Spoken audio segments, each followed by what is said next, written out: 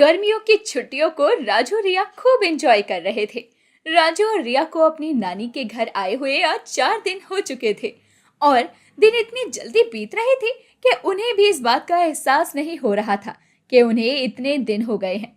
अब दोपहर के समय राजू अपनी नानी से कहता है, नानी, आज भी मुझे आपके साथ बाजार जाना है। आपने माँ को कहा था ना कि आप उन्हें शाम में बाजार लेकर जाएंगी। अरे हाँ कहा तो, लेकिन तूने कहाँ से सुन ली ये बात? अरे तेरा कान मेरी बातों पर क्यों रहता है? क्योंकि नानी, इसे बस घूमने की जगह का नाम पता चल जाए फिर तो ये घूमने जाने के लिए कुछ भी करेगा। क्यों राजू, सही कहा ना? मुझसे ज्यादा तो आपको घूमने की जल्दी रहती है। जब भी मैं कहीं जाता हूँ तो आप मेरे पीछे आती हैं, बल्कि ऐसा कभी नहीं हुआ है कि मैं आपके पीछे आता हूँ। अरे लगता है आज तेज बारिश आने वाली है। काले बादल घिरते जा रहे हैं। राजू और रिया बारिश का नाम सुनते ही बहुत खुश होने लगते हैं। तभी वहां राजू और रिया का मामा पंकज आता है और वो राजू को देखकर कहता है, राजू, रिया, चलो तुम दोनों को घुमा कर लाता हूँ आम के बागान से। अरे कहीं बारिश आ गई तो तुम तीनों गीले हो जाओगे। अरे माँ, ये बादल तो बस कुछ समय के लिए हैं, अभी कुछ देर बाद ही छट जाएंगे। देखो कैसे धूप छांव हो रहा है। राजू, रिया, तुम दोनों तैयार हो जाओ। हाँ हाँ, मुझे भी कच्चे आम बहुत पसंद है। मैं तो चलूंगी मामा आपके साथ। मुझे तो आम का जूस पीना है, इसलिए तो मैं आम के पेड़ से आम तोड़ कर लाऊंगा। पंकज, शाम में चले जाना बेटा। अभी कहाँ लेकर जा रहा है इन बच्चों को? जब से आए हैं तब से तो ये घूम ही रहे हैं। नानी, हम जल्दी आ जाएंगे। क्यों मामा? मुझे तो मना लोगी, लेकिन इन्हें कौन मनाएगा? अब राजू रिया अपने मामा की साइकिल पर बैठे आम के बागान की तरफ निकल पड़ते हैं। इधर पंकज और बच्चों के जाने के बाद राम किशोर खेत से घर आता है और वो अपनी पत्नी से कहता है कि बच्चे कहाँ गए। घर शांत लग रहा था। तभी अम्भा राम किशोर से कहती है, अरे वो सब तो पंकज के साथ आम के बागान गए हैं। बस उन्हें एक बार पता चल जाए कि आज यहाँ घूमने जाना है, फिर तो उन्हें कोई नहीं रोक सकता। इधर तीनों साइकिल से बागान की तरफ बातें करते हुए जा रहे थे। तभी राजू साइकिल चला रहे अपने मामा से कहता है, मामा, और कितनी दूर है? आप थक गए होंगे साइकिल चलाते हुए। नहीं नहीं, थका नहीं हूँ, लेकिन लगता है माँ सही कह रही थी, तेज बारिश होने वाली है। अगर ऐसा हुआ तो हम गीले हो जाएंगे और मुझे सर्दी खांसी हो जाएगी। नहीं नहीं बच्चा, कुछ भी नहीं होगा, तुम्हारे मामा तुम्हारे साथ है ना। अब राजू, रिया और पंकज कुछ दूर आगे बढ़ ही रहे होते हैं कि तभी काले बादल के साथ काला घना अंधेरा छा जाता है और देखते ही देखते बारिश शुरू हो जाती है। ये देख राजू जोर जोर से चिल्ला पड़ता है, मामा मामा, हम गीले हो जाएंगे।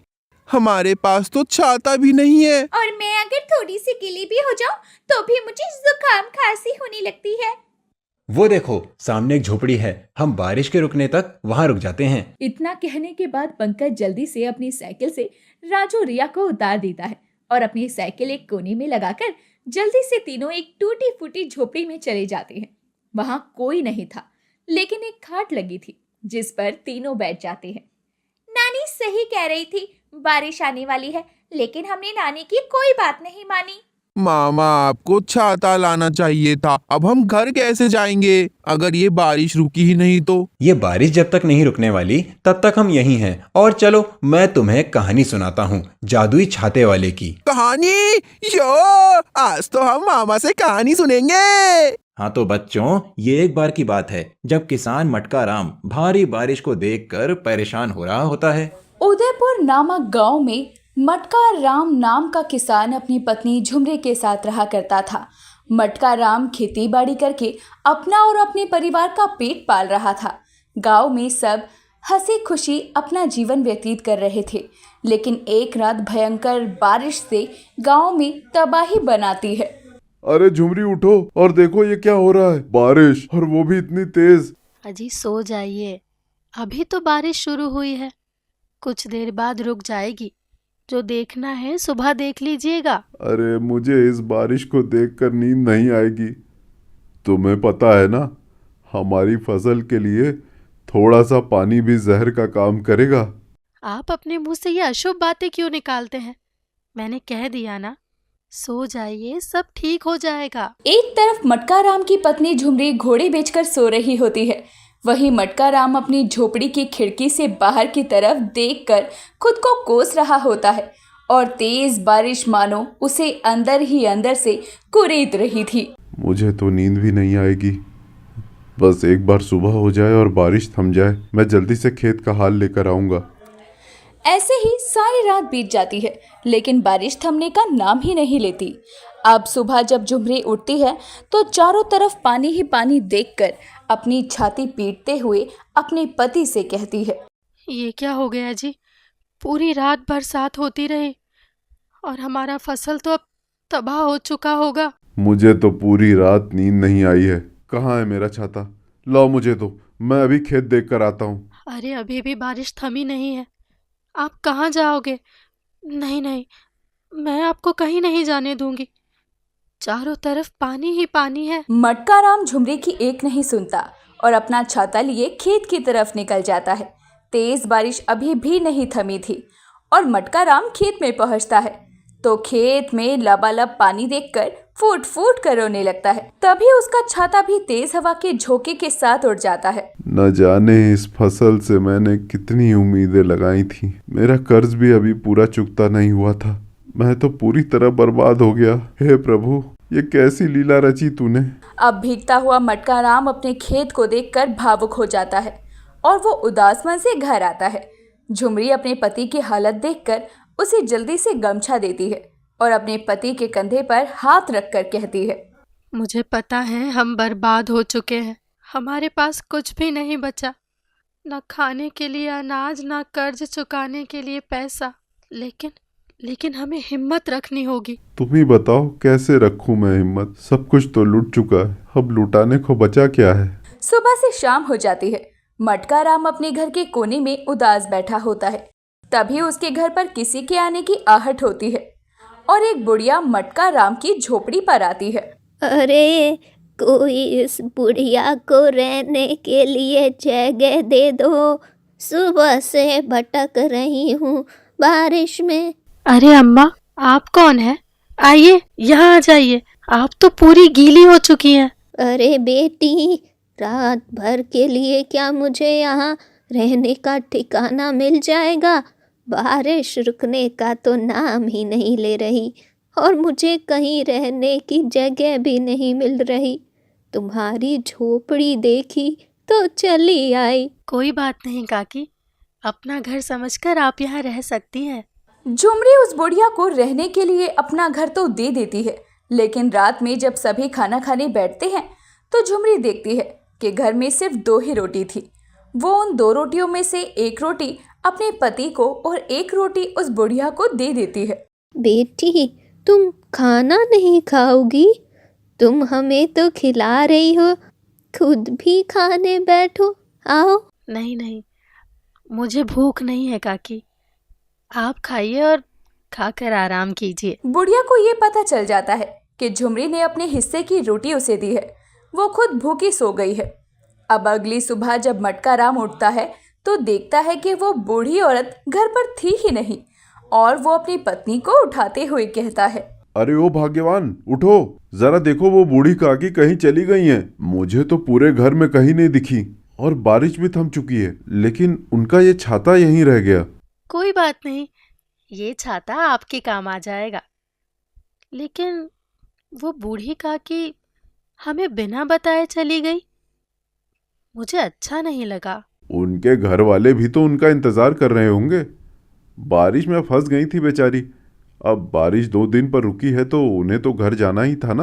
इतना कहकर मटका राम जमीन पर पड़े उस बूढ़ी काकी के छाते को उठाता है और जैसे ही उसे खोलता है उसमें से पैसे और सोने के सिक्के झड़ने लगते हैं। ये क्या था? इस छाते में पैसे और सोने के सिक्के कहाँ से आए? इसका मतलब वो बूढ़ी काकी हमारी मदद करने आई थी। यही तो मैं भी देखकर हैरान हूँ कि आखिर ये सोने के सिक्के और पैसे आए कहाँ से। हाँ, ये छाता हमारी मदद के लिए यहाँ आया है। ये तो जादुई छाता है, जादुई छाता। उस दिन के बाद से झुमरी और मटका राम को फिर कभी किसी चीज की कमी नहीं रहती, क्योंकि उन दोनों में ही लालच नहीं था। और उन्हें जब भी किसी चीज की जरूरत होती तभी वो उस जादुई छाते को खोलकर अपनी जरूरतों को पूरा करते, जिसमें से सोने और चांदी के सिक्के और पैसे झड़ा करते थे। कितनी मजेदार कहानी थी मामू, मजा ही आ गया। लेकिन हमारे पास तो जादू ही क्या, छाता तक नहीं है मामा। राजू और रिया को अब कहानी सुनने के बाद घर जाना था। तभी वहां अम्बा तीनों को ढूंढते हुए छाता लिए पहुंच जाती है। अरे मैंने तुम्हारी साइकिल देखी तो मैं तुम तीनों को ढूंढती हुई यहाँ तक आ गई। नानी जी आ गई, नानी जी आ गई, और नानी जी भी अपनी जादुई छतरी लाई है। बारिश थम चुकी थी और कुछ समय बाद ही सभी आम के बागान से घूमकर घर चले जाते हैं।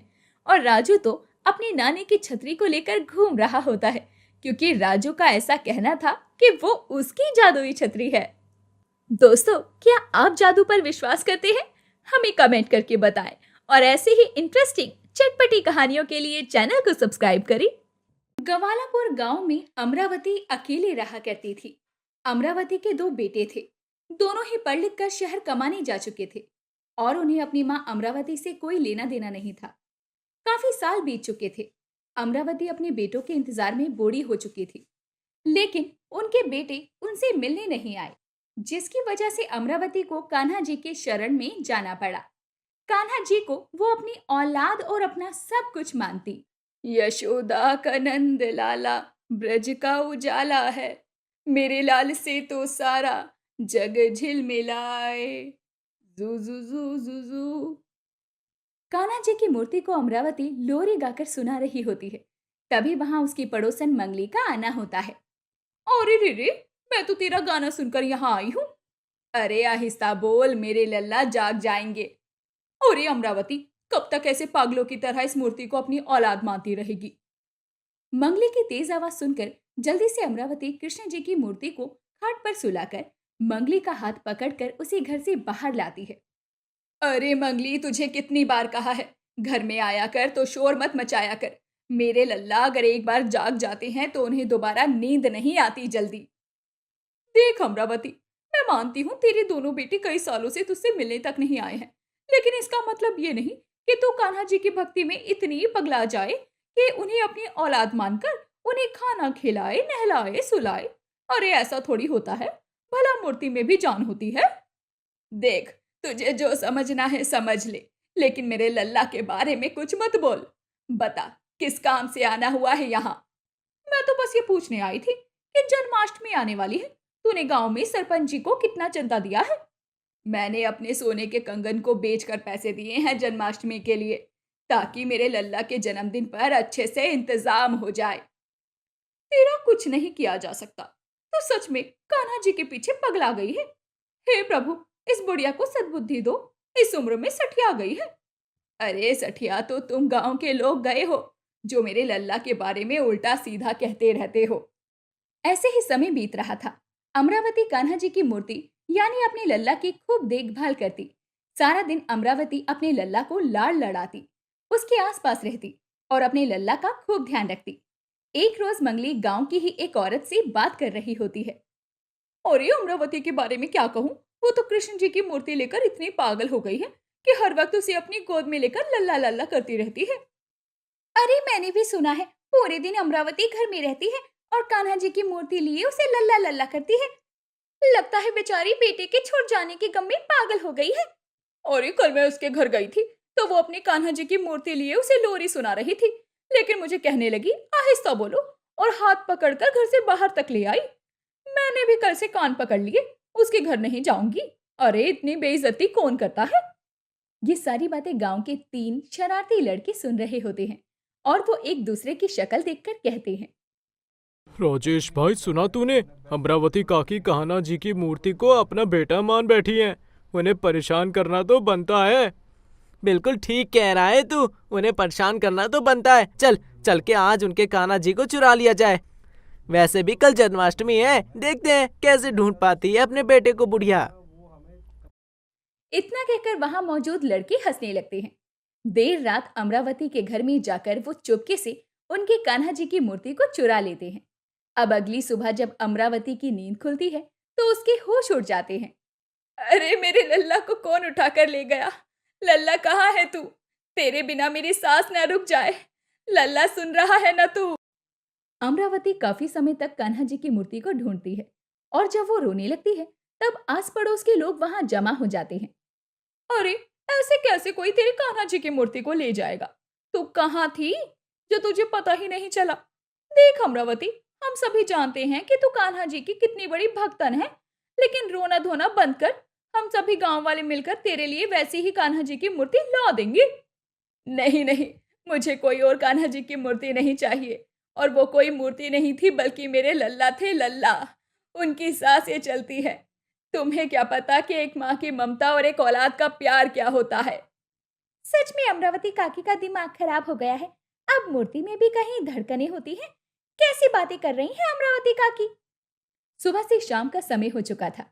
जन्माष्टमी के उत्सव में गांव जगमगाया हुआ था, लेकिन भूखी प्यासी अमरावती अपने लल्ला के गुम हो जाने के बाद सदमे से रोई जा रही थी।